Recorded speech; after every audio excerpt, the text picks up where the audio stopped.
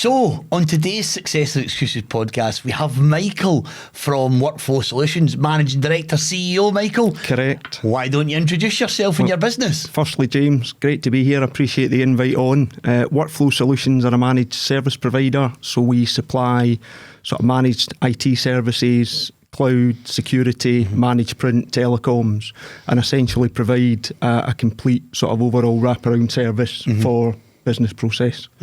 So how did you manage to get into this line of business? Because that's a tough gig out there, isn't it? Kind of fell into it, truth be told, and I think most people say something similar. There was no master plan. Left school, went to work for Sky Television, as everybody in West Lothian does. Seen a job advertised for a digital solutions executive. Now, what that is or was, who knows? Right, but I happened to know the business. Looked good. Well, it looked like something, but I happened to know the business because a friend of mine's uncle owned it. Right. So I knew they were a photocopier supplier. Right. So went along, applied for it. So I sat down with the sales manager there, who actually later became a business partner, which I'm sure we'll talk about. Young, in his trainee, learned very quickly that operating in a market like print back then and what sort of evolved into IT was very different from working for Sky Television. And of course it's progressed from there. Quite enjoyed it. You get so far in, you see a bit of success and you continue plugging away, and 18 years later here we are. So you worked for Sky, you went and took this position, and how was the transition? What made you go from working for somebody, because this is the big step, right? This is the scary part, and then jumping into starting your own company. What made you, what was that drive? Probably naivety, if I'm honest. So that's it. That's the truth of it. I was 26 at the time. My then sales manager caught me in the kitchen one day and said, "Look, you fancy doing something yourself?" And I thought, yeah, why not? I like the idea of having direct on my business card, if I'm honest. I was 26. I was earning 75, 76 grand a year back in 2007. Yeah. Jumped out 3 weeks later. We're in a serviced office in South Gale. No business, no customers. We've got an office and some laptops and my credit card. And learned very quickly that where I thought I perhaps knew everything, in that, I could sell print to a customer, I knew next to nothing. Everything that came after that was completely alien to me, completely new. But you learn very quickly. Yes. When you have to, it's amazing just how quickly you can adapt and take information on board and sort of grow with that. Absolutely. It's sink or swim. It is. And, I'm if nothing else, I'm tenacious. So I'll get my head down and I'll keep going. And that's essentially what we've done for 18 years. At the very early days, it was really myself who was out there driving growth by way of selling. But then some of that time's taken away because you're looking at installs, then you've got invoicing, then you've got customer service. And again, it's all, you're kind of learning on the hop, because I say it all the time, but you don't know what you don't know. Absolutely. So, what got me into it? Naivety. What's kept me in it is probably desire for success, tenacity, and the team that I've been able to build around me over the years that have allowed us to do what we've done and successfully pivot from essentially what is a sort of consolidating, declining market in print and actually expand our service offering to cover business automation and sort of digitization, which is what we do now. And by the way, the services you offer are so important, and we talk to business all the time, and it's about business owners, right? I'm going to go back a little bit. So when we first get into business, right, we're probably really good at something, right? So you're really good at selling, or you're really good at digital marketing. You're really good at something. But when it comes to business, we haven't got a clue. When it really comes to running your own business, you haven't got a clue. I mean, no clue whatsoever about what's coming around the corner, when you're putting it, bringing the next sale in, bringing in staff, paying salaries, all that stuff. But my point was systems and processes. Very early on, I knew that if I want to grow at scale, I had to have systems and processes and, proper CRMs that spoke to, almost like 360 degree. And I think a lot of businesses don't understand it. So what I want to do here is I want to do a bit of educating. Yep. So give me an ideal customer or client that you go in and you go, right, I see a problem. Here's how I'm going to fix it. Here's how we're going to do it. Because you offer like almost a 360 degree solution for businesses. Give me that. What's that look like? So we very much sit in the SME space. So our core client is 10 to 50 users generally. Historically, would have approached that business to discuss their managed print, their scanning infrastructure, and really the support they're getting on that. What we're now doing when we approach our customers is looking at the operational efficiency of that business, looking for bottlenecks and ways that we can use automation and in particular AI now to drive better outcomes in their process. So, we may go in and look at a finance department and recognise they're trying, they've got a team of 4 processing 1,000 invoices per month. We can take that team of 4 and essentially automate that entire process through document management, invoice processing, sort of AI solutions. So no longer is there the requirement for incoming emails to be managed, to be printed, to be processed. The software will actually pull that data in, process it, fully OCR it, read the line data and process that through director channels, department channels, authorization channels, and actually export that into their ledger, whether it's Sage, Xero, etc. So everything we do now is about driving efficiency in that business and essentially, I guess, allowing them to do more with what they have, because we're in an environment now in business where your competitors are utilising these technologies, and very quickly become outdated, and it's difficult to sort of compete with an organisation who is able to use their staff productively, because all the mundane day-to-day, generally potentially at-risk human processes have gone. Yeah, absolutely. And it allows businesses to be more efficient, more productive and scale. Yeah, it allows you to scale, because I remember right at the very start, it was a Canon software we used with Canon. And what was it called? Therefore. Oh, Therefore, yeah. And it was Canon, and we'd got an engineer who'd come in and they built a CRM based on the back of Canon. And it was great for the size we were at. But it was so hard to see to actually modify it in any way. You'd always to go back to Canon, like, oh no, we're not going to do anything like that. So we quite quickly, because we grew quite fast, but we almost hit a ceiling with that software. So we'd then go back into the market and try and find a new solution. This was a CRM training package. And we identified a thing called Zoho. Right, I think it's absolutely brilliant, because it's not just a CRM for us. It's a social media tool. It's a CRM. It's a sales tool. It's an accounting tool. It's a training tool. So a customer will come in, right? So they'll pop in, whether it's a Facebook ad or LinkedIn ad or an email. CRM takes your details.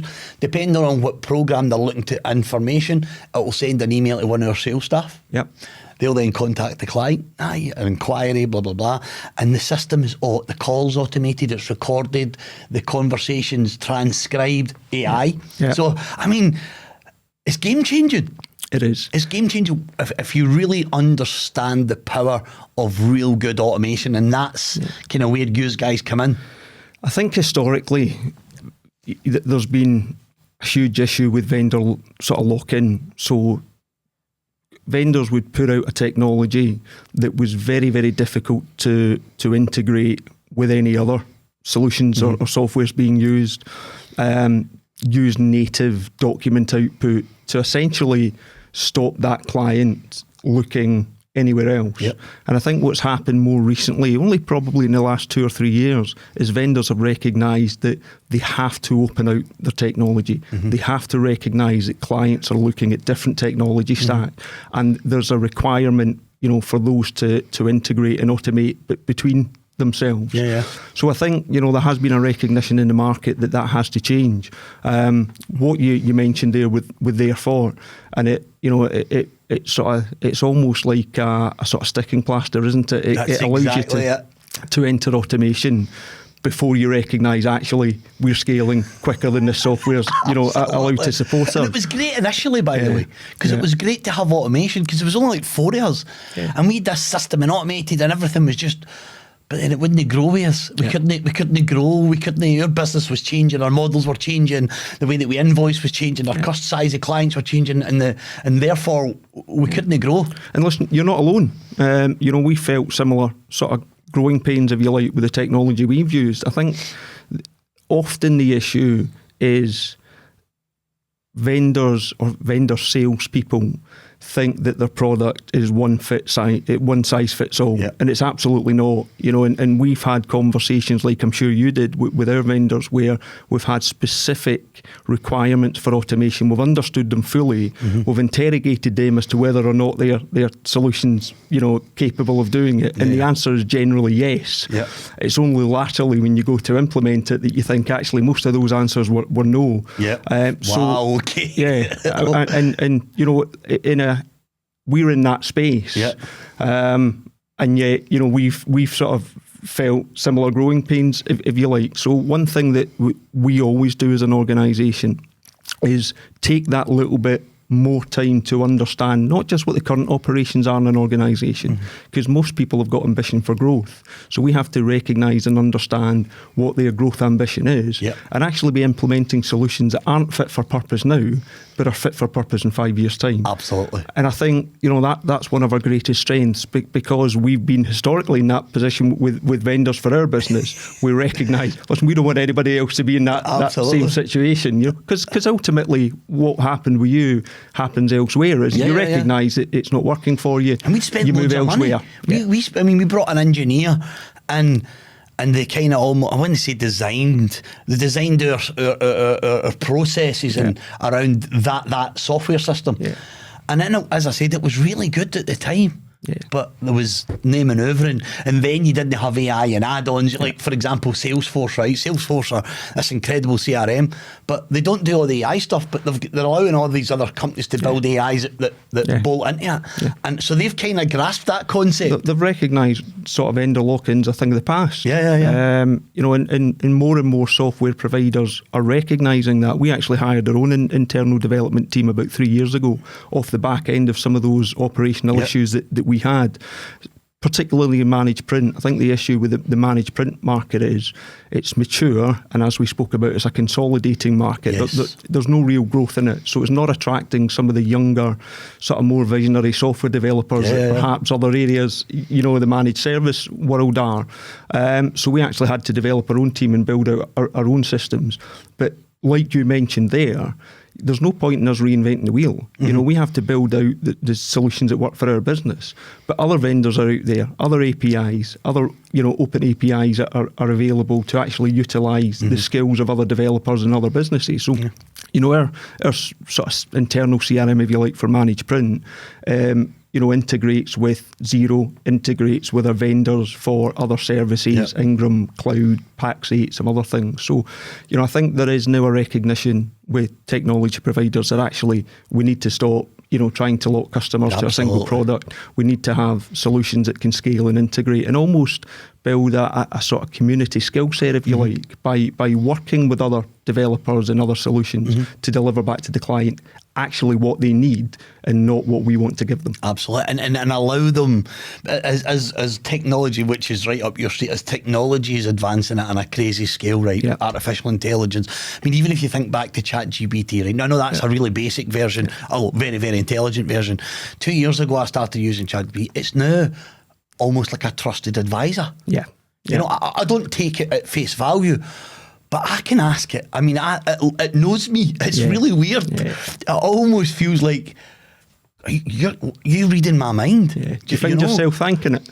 Yes, I still do. Thank you. Thanks for that. That's really good information. However, my take is when they take over the world, hopefully they remember that I was very polite to them. I think the first people to really grab hold of ChatGPT were students. Yes. Before anybody really knew it was there and it was in the mass market, they were utilising it to pass exams. Absolutely. And only latterly did people start thinking, right, okay, listen, there's a space here to actually build detection tools for AI. So generative AI, as it is, listen, it's a fantastic tool for business. The time it can save, administration departments is huge. Yeah. But where that market is going is very much into sort of process-driven AI, agent-driven AI, where rather than just asking it to generate something for you, it actually sits alongside you and takes over sort of mundane process tasks. As long as you can secure that within a domain environment, it's not connecting to public cloud, you can really train that to almost run whole departments. And certainly, rather than being an aid to your sort of colleagues and team members, very much become a team member of the business itself. So, absolutely. The exponential growth on it is just incredible. But with that, there's a huge responsibility, particularly for us as a managed service provider, because we almost sit at the crossroads between, the productivity tools that it can generate, but the security requirements to actually ensure that the business remains, ahead of that. The next 12 to 18 months, I sitting here today, I suspect it's going to advance far more than any of us can expect. Yeah, wow. It's just really crazy to think down where it's going and how much people now rely on learning AI, not just AI, but the way that it learns your business and learns your conversations. It's mind blowing. So that's one point. I want to also talk about something that I experienced myself, and then I want to go back into your story a wee bit. When I started to grow my business, right, you've got 1 staff, 2 staff, 3 staff, 4 staff, 5 staff, and you all need laptops, and they all need phones, and they all need, and you're thinking, well, I've not got the right security. Am I actually secure? And then, is my devices secure, and who's going to set them up, and how do I know that they've got the right software and they've got the right updates? And I remember I used to do it all myself, right? And I'm a self-learner. I learned it years ago. And then I thought to myself, I started to realise the amount of time that I was spending. So something went wrong and the laptop wasn't working. And I thought, why am I doing this? And I reached out to a management service company who now, and have for the last 5 years, taken care of all our laptops. Yeah. And our cybersecurity. And I'm like, I don't need to worry about it now. Our staff have literally got an email and a phone number, and we don't even get involved, and it's brilliant. And nor should you. You've got a very specific skill set, and that's what allows you to successfully grow your business within the market you're in. You have to focus on that. Absolutely. And it's our role to ensure that we set up the sort of stall, if you like, for you to be able to do that. There wouldn't be a market for us if there weren't people, who recognise within their own business that I need to focus on what's allowing us to scale, I guess, make money, and speed up growth. So I think a lot of people have operated in the way you have. And I think, you just mentioned sort of security there is part of that.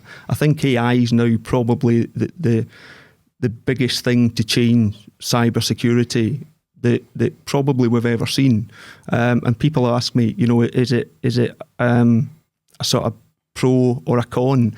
Inherently, probably neither. Right. But also both. Yeah. Depending on the hands it's in. Yeah. Like never before, we've been able to manage business threat, detect sort of potential breaches, phishing exercises, sort of threat actors. But the flip side of that, of course, is the other side are using it to sort of, speed up their operations in exactly the same way. They can target more businesses faster. Yeah. They can have, I guess, far more realistic sort of approaches to try and sort of breach more humans necessarily than systems. Yeah. We're probably the biggest risk, to business, and things like sort of voice generated AI, where people are actually being contacted by a voice that sounds familiar and trusted. Scary. Is, we're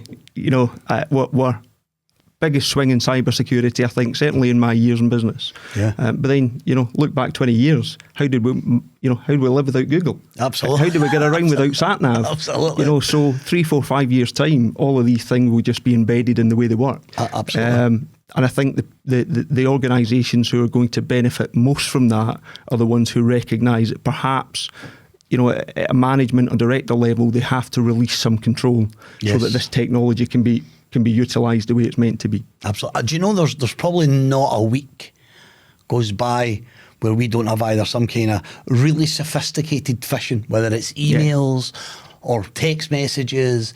I'll tell you a couple of quick stories. Text messages. One came in the other day there, right? And it had my email address, right? Now, they hadn't info, but you know how when you can check, I'm a Mac user, right? And on the top of your Mac, you can actually see what the real email address is. It looked like it had actually, it wasn't sent to me. It was sent to one of our staff, and it looked like what they didn't have though was we've got our signatures. I've got a software that's built into the Microsoft, so our signatures, no matter where you send an email from for a company email, the signature automatically attached. It didn't have my signature, but it looked like my email address, identical, and I thought, how have they done that? Like I was blown away. And actually, the reason I found out, they sent it to my daughter. My daughter works for the company. They sent it to my daughter, saying hi. She knew straight away because she said the language was the, because you said hi. Right. You weren't right into it. Hi, Olivia, and it was something to do with we need to update your bank details. Can you please write your sort code? And I'm like, and she sent it to me on Teams. She says, Dad, did you send me that? And I went, is there a signature on it? No. Then I never sent it. But we're getting them probably twice or thrice a week, but definitely every week we're getting some kind of phishing email or text message or something, and it's bloody scary. And I always feel, slightly comfortable that because we've taken that approach to get people who know better than us to secure and keep it, I mean, I know to a certain extent, to secure it and keep it secure, it almost takes that, well, even if they click on it, we should be okay. But you don't know. As you said, things are changing so bloody fast. They are. You know, spoofing the email is a fantastic tool. Had your daughter not thought this, you know, the context of this email, the dialogue doesn't seem quite right.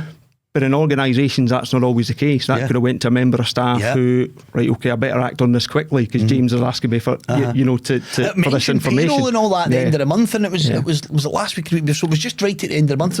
So it was weird how they know we pay at the end of the month, and the email had come in a couple of days before payday, and it was just bloody. It was scary. It will be one of X amount of million that went out, likely as part of an AI automation, and they only need a small percentage of people to fall for that. Absolutely. You know, we run regular sort of phishing security exercises in our business, so our staff are very well versed on what to look for with these phishing attempts. So I think, you know, there's two areas of security there, and obviously you're working with an MSP who'll have robust antivirus firewalls that, you know, probably in the back end is operating some sort of AI to continually update and manage those threats. But I think user education is also a huge part of it, because ultimately if a user does go into a spoof site, you know, essentially a hacker site, and inputs their credentials to log into 365 as an example, that's giving them, you know, that's giving them what they need. And the antivirus, it may not pick it up. The potentially, depending on the back end, you know, AI sort of maybe recognising that and picking it up. But the biggest risk that we recognise through the sort of phishing sort of tests and exercises we run is human risk. And that's more education driven than technology driven. Do you know about this is another, I want to talk about this though. This is another truth while we're on cybersecurity. About 4 or 5 months ago, maybe 6, because it was just before Christmas, we got a text message, right, for our bank, right? So it was Bank of Scotland, or we Bank of Scotland, and a text message, Bank of Scotland, saying, well, somebody's going to give you a call. It looks like there's been fraudulent activity in your bank. Now, it was, if you look at the trail of emails, it was a proper Bank of Scotland text message, right? And then we got a phone call, and they phoned me, or they phoned my wife looking for me, my wife's phone number looking for me. So we're directors. So she'd passed the phone on to me, and I'm talking away to the guy, and he said, look, we've got suspicious activity, blah, blah, blah, blah, blah. And I'm thinking to myself, why are you phoning, looking for me on my wife's number? And he said, oh, we sent a text message, and I'm going, I received the text message, there's a code there, blah, blah, blah. And I'm thinking this is really legit, and I'm thinking to myself, I don't know, a gut instinct might be the way to explain it, but I thought this doesn't, and the guy was really polite and it sounded absolutely above board, like 100%. I was almost going to pass on my bank details because it sounded so real. And then do you know what I said to him? I says, okay, so if your Bank of Scotland and you've got access and you can see my account, who's the joint shareholder, who's the joint account holder in my account? Boop, phone went dead. And I was blown away. I just thought, let me ask them a question that they probably won't know. You were this far away. I was that far away. And I am very clued up with cyber, threats but a real, genuine text message from the same Bank of Scotland that we get our text messages. When you do transactions, you see they get the message. I was hook, line and sinker, but then it was because they'd phoned my wife's mobile. Asking for James, I'm like, they've got my number. My wife deals with the account, so normally if they phone and speak to my wife, they don't phone for me because she's the kind of, I don't know, not the main account holder, but she's the person that you contact. She's a contact person, but they came looking for me on her number. And I'm thinking, it was just a gut instinct because I was hook, line and sinker, by the way. I was fully in. You were in. But I'm thinking to myself, that doesn't sound right. And when I asked that question, okay, so if you are the Bank of Scotland, who's the joint account holder, who's the signatory? And the phone just went dead. I had phone something bank straight away. I had something very similar. We bank with Virgin, where I got a text, an email through from a finance manager saying, look, somebody at Virgin called, can you call them back in the fraud detection number? There's been a transaction that was unrecognised. She gave me the phone number. The first thing I did, just because of experiences, Googled that phone number, and immediately came up, this is associated to a banking scam. So I recognised that, and I think everybody gets irritated and annoyed when you're trying to transfer your own money or get money out of the bank and they've got a million questions, or your transaction gets put on hold and you've got a call to run through a fraud check. Everybody gets irritated with that until the one time that something like this happens, and there's a monetary loss or an operational issue caused by it, because they're so advanced. Absolutely. I mean, genuinely, they went through my finance manager, who is completely up to date with the risks that are out in the market. Virgin, actually, in fairness to them, they send us regular sort of fraud updates on what the attempts are, what the threat actors are looking like, the tactics that they're taking. And she was taken in by it. Wow. And if it hadn't been for that, that one Google check, it doesn't seem right. I may have called that back. Absolutely. I'm going through a number with the Answer Virgin fraud team. They've evidently got enough of our information probably to make it seem credible. And it's, all of a sudden I'm thinking when Virgin are putting transfers on hold and checking that transactions are us, I'm actually quite glad they're doing it. It can be a pain in the bum, right? Because we just experienced it. Was it last week or the week before? We were transferring. My wife was transferring, I think it was 10 grand. My dad bought a van and he was retiring. He was buying a taxi, right? A big taxi. So he bought this bloody big Mercedes thing, man. 40 grand. He bought this thing and then realised that he needed more than just a taxi licence for this, right? So anyway, so it was sitting in my driveway and I said, Dad, look, you're losing money on this. We need to get it sold. Aye, okay. So I put it up for sale. I said, I'll do it. My dad's in his, I'll do it. So I put it up for sale. It literally gets sold. I literally went live. 10 minutes later, I got a phone call. 2 people, right? Bidding, basically on the phone. Offers. Anyway, a guy from Newcastle eventually bought the van. And he came up and he could only do £25,000 transaction. And he'd other 20 grand, was it 20 grand? It was another 18 grand or 17 grand or something in cash.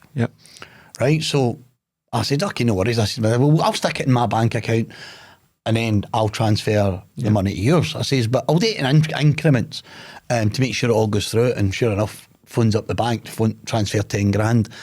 The amount of questions. I mean, it was very frustrating. But are you sure you know the person? Yeah, it's my dad, James Fleming. My name's James Fleming. He's my dad. This is his date of birth. Where did the money come from? I'd already sold the van, got it in cash. I think it's only transferred 25k. You can go in my account, you can see the money going in. It was a cash transaction in the bank. Oh, and it just went on and on. To eventually, I think it was 15 minutes. And they went, okay, we'll authorise the transaction. I think what they've recognised over the years is that you know, the fraudsters are now so sophisticated in the way they approach it, and essentially prep. They prep the victim, you know, to be ready for questions that the bank are asking. Yeah. And I think because they are, you know, so thorough in doing that, the banks are having to ask a number of questions that don't seem to make a lot of sense to the layman. You know, you or I thinking, absolutely. You know, listen, of course nobody's phoned me. Of course nobody's told me to transfer it. You know, I bought a car with a similar, you know, transfer where they put it on hold. Have you seen the car? Of course I've seen the car. You know, I'm not transferring cash to buy a car that doesn't exist. And you think this just seems daft, but actually all of these things are working elsewhere. Absolutely. And if the bank weren't asking these questions and you were the party who was, you know, defrauded out of money, suddenly you'd be thinking, why are they not asking these questions? So I think it's just become so sophisticated as fraudsters have learned tricks, tactics, you know, things that work to get people through what was probably far more rudimental questions a number of years ago. I think the banks have to be particularly, you know, up with these things. Absolutely. And they always say to you this is now transferring at your risk, so we're going to approve it. And you're like, aye, go for it, just transfer it. Right, I want to go back. I want to go back into the journey, right? Because the podcast is Success or Excuses, right? And the reason that the podcast is named that way, and my personal experience is, life is full of paths in life, right? You follow these paths that you go down, and you can either make excuses for why something doesn't work, or you can take a different type of mindset and you can say, okay, I've made a mess, it didn't work, but this is what I'm going to do. I'm either going to learn from it, and this is what I'm going to do to fix it. And I believe life is full of those success or excuses, right? And when you get in the excuse path, it serves zero purpose. Right, it's just other than lying to yourself. But when you get down the path of, sometimes the most resistant path is actually the easy path. So I want to go back into those early days, and what was it like being a young guy and setting up a business with all those risks? I'll go back to sort of how we opened this. I think there was a huge naivety there from me. You know, I didn't necessarily have a lot to lose. You know, if it didn't work and you had been successful in the market, undoubtedly I could have went out and, you know, and got employment. I didn't have any particular guidance. You know, I didn't have a mentor. There wasn't any sort of history in the family of entrepreneurship. But what I did genuinely believe in is that we had an offering that the market would welcome. I think, you know, what I seen in the print market at that time was organisations who were heavily sales focused, and service and support was almost an afterthought. You know, we're selling all of this product, we now need to support it. And to me, that was very much always on its head. So, you know, I genuinely believed that what we were building out as a business was something entirely different to what else was out there. And I think that probably alleviated some of the sort of potential concerns around risk, because I genuinely believed that what we were doing was something different and something that was needed in the mid-market in Scotland. And that's what keeps you going, is that belief, isn't it? When the shit's hitting the fan, it's that this is a great product, this is a great service. I know that, I believe in my whole heart that I am doing a great service. And that's never left me in 18 years. You know, I think every market's saturated. It's easy to say we're in a saturated market and competition's rife. I think that's the same in every market. So I think customers recognise when there's lip service and when a sales guy is being a sales guy because they're commission led at the end of the month. And I think customers also recognise when they're discussing something with somebody who actually cares about what they're delivering ultimately to that customer. And that's first and, you know, front and foremost with everything that I do and everything that we do with a business. And, you know, we're 18 years in now, and I think the markets, you know, customers are still recognising that we're pushing the boundaries in our service provision, you know, day in, day out. So customers, so having this absolute belief, and it's really important, by the way, that you have that, I believe, right? If you're starting a business, you need to be really clear and have a real passion for why you're doing it, because it is tough. And you don't always get it right. No, in fact, you get it most of the time, you get it wrong. You do. You know, that's okay. Well, I've got a saying, you know, when I'm chatting, listen, you don't know what you don't know. You know, and you learn very quickly, and I tend to be fairly swift in decision making. Yeah. Whether that's a good or a bad thing, I don't know. It's quite entrepreneurial because I'm exactly the same. It's that. Yeah. And it doesn't always go your way. Absolutely. And what you said's completely right. You can make an excuse for that, or you can recognise that, okay, we made a decision, we implemented it, didn't work. Ultimately, something within that decision, those actions you took will have worked and will be a positive. And so the key to me is actually recognising what those are, taking them moving forward, and they can very much then be the foundation of that next decision you make on the journey you're on. Absolutely. And I think, I think everybody should do that. You don't grow as a person, you don't grow as a business without an element of risk. It's got to be strategic risk and sort of balanced, weighted risk. And when you're making decisions that have an element of risk, not everything goes your way. So it's not using an excuse. It's not blaming anybody else. I think that's the other thing. You have to sort of look inside to take the burden on that and recognise, okay, I made that decision. Others were involved, but ultimately I made that decision. And collectively saying, right, let's take what we can and move on from it. The saying I have in that scenario is either win it or I learn. It's win or learn. That's it. And by the way, I've had a lot of really expensive learning processes. I mean, we're only 8.5 years into our business, and I have had a lot of expensive learning lessons in that short time.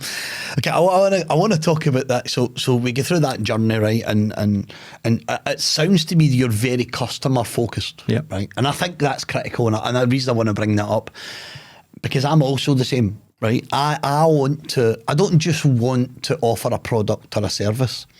I want to offer an experience. Where somebody feels like I've got their back. Right. I want you to talk about, for your kind of your business point of view, why that matters so much to you guys. I think reputation in business is very important. It's also very important to me personally that I'm acting with integrity in what I'm doing in business. We started off with nothing. We've had a great deal of support and trust given to us from customers over the years. So I think that deserves that mindset. I also think that in order to be able to attract the best talent to your business to allow you to grow and scale, they have to feel comfortable that actually this business is focused on ultimately who's most important, and that's the customer. My mindset on business and success has changed over the years. In the early days, success was winning. It was winning deals. It was selling. And listen, that's still important. Of course it is. And we don't have a business without it. Of course you don't. But what I've recognised now is success to me is actually building a platform that can attract people who are infinitely better at what they do than I will ever be. Whose knowledge base on the subject that they are experts in is infinitely, better than where I will ever be. So success to me is actually building the platform for those people to come into our business. And I think that has to be built on the foundation that customer first. Everything we do has to be about delivering not just a service, but value. We need to deliver value back to our clients. And, we're sitting around 1,000 clients now. And each and every one of them, regardless of scale, gets exactly that level of care and attention from our business. Wow, that's customer service. I love the focus on offering a reputation. We'll start. Reputation is absolutely critical, right? Because every industry, right, has those cowboys, we'll say, right, that can destroy it, particularly the print when you go back years ago. I mean, that was the stories I've heard over the years of the print industry. A lot of the bigger companies was horrendous. So reputation is massive, and the only way to keep a good reputation, in my opinion, is you're constantly thinking about the experience, how you're making the customer feel, and going back to something we talked about earlier, is not just how you're making them feel, is do they feel like I am a business partner to them? It's that feeling of you've got my back. I think first and foremost, you're absolutely right about the print market. I think any market that's got an episode of Panorama around them deserves a reputation. And the issue there is that it's wholly unregulated. We deal with finance agreements that You know, they aren't regulated, so you can almost do what you like with them. But the Scottish business community is small. You know, people think, oh, you know, we've got the major cities and everywhere in between. Actually, in real terms, within your market, there's a finite number of companies doing what you do. Yeah. So your reputation precedes you very, very quickly, and you've only got to act badly in a small number of transactions for that to be the picture people have of you, and that to be the reputation you get.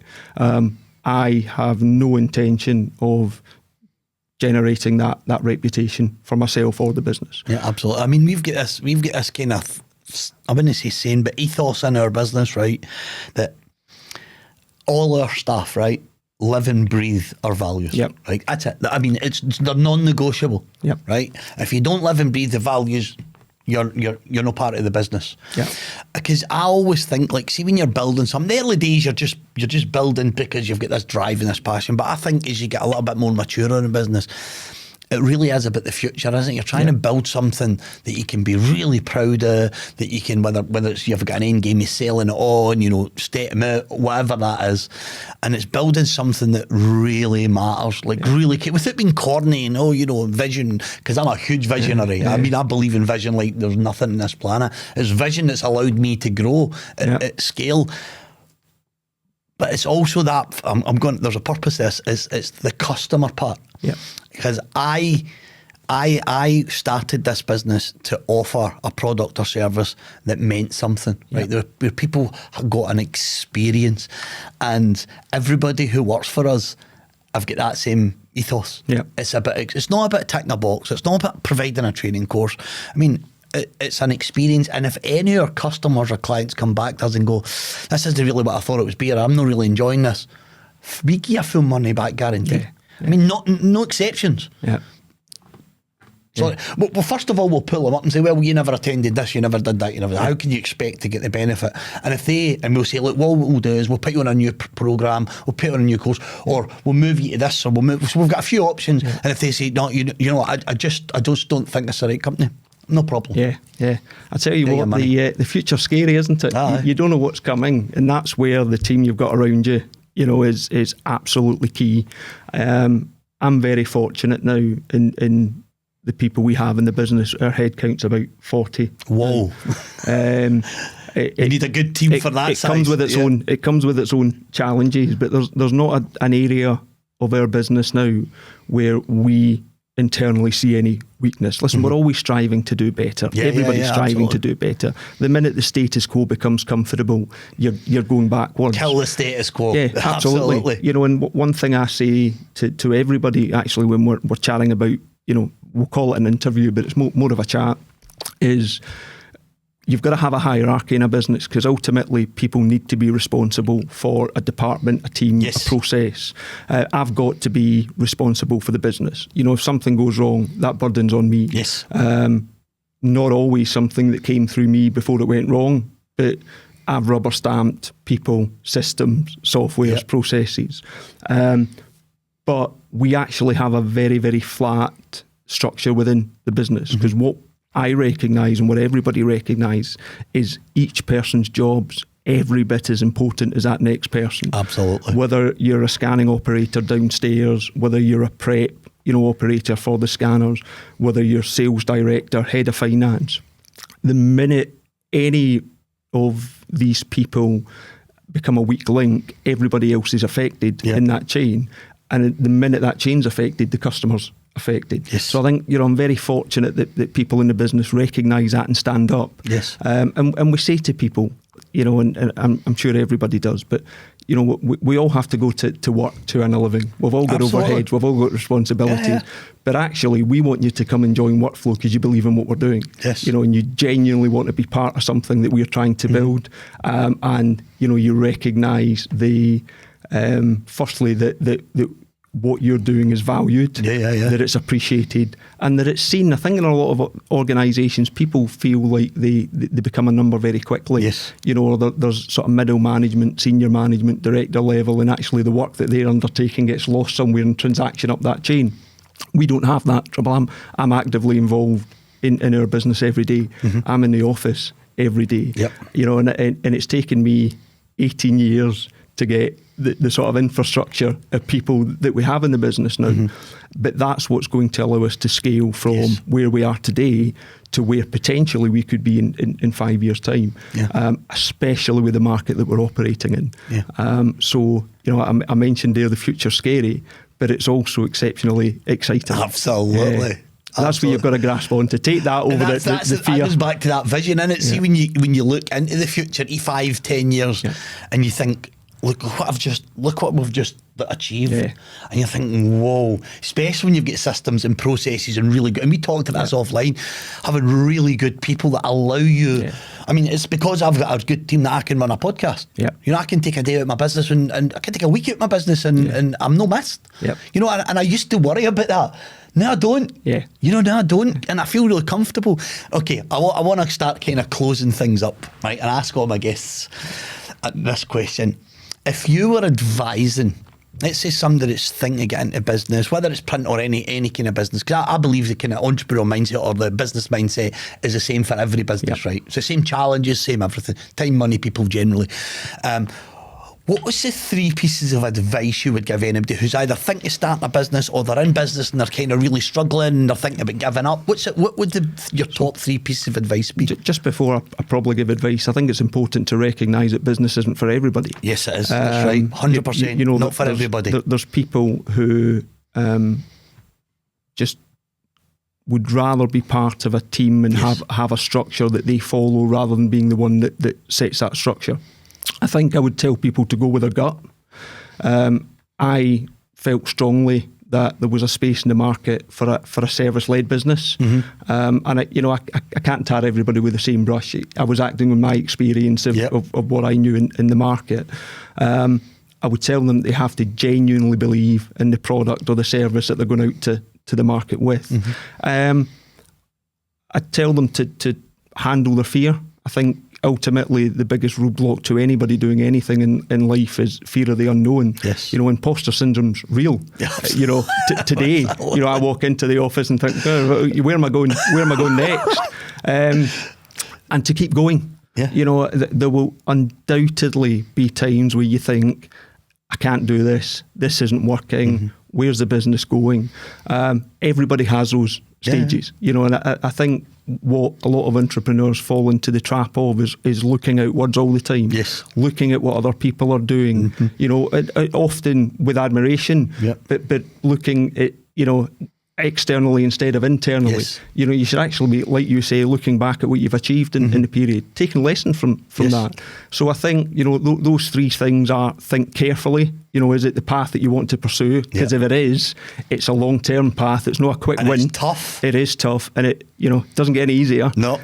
You've got to genuinely believe in the product or service offering that you're going out to market with. And you've got to believe in yourself. Absolutely. Believe in yourself and keep going and keep going and keep going. Because ultimately, we spoke earlier about sort of wins or excuses, or wins or lessons, sorry.